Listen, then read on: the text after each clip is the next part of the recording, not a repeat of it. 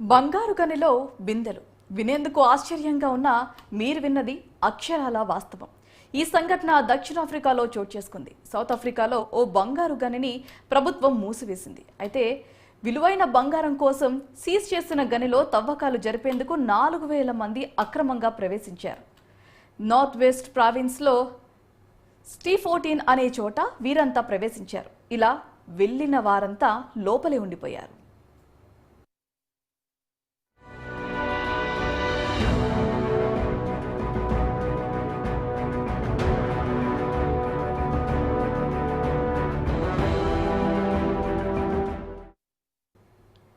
దక్షిణాఫ్రికాలో అక్రమ మైనింగ్ ప్రత్యేక విధానం అమల్లో ఉంది. ఈ కారణంగా వీరిని కాపాడేందుకు అక్కడి ప్రభుత్వం ససేమిరా అంటోంది.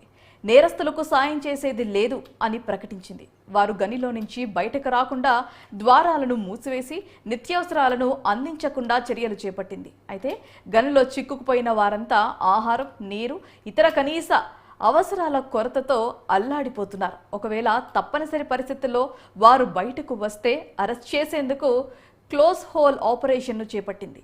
ఈ మేరకు అక్కడ ప్రత్యేక సిబ్బందిని కూడా మోహరించింది. అక్రమంగా గనిలోకి ప్రవేశించిన మహిళలకు ప్రభుత్వం ఎలాంటి సహాయమూ చేయదు అని ఆ దేశపు మంత్రి స్పష్టం చేశారు.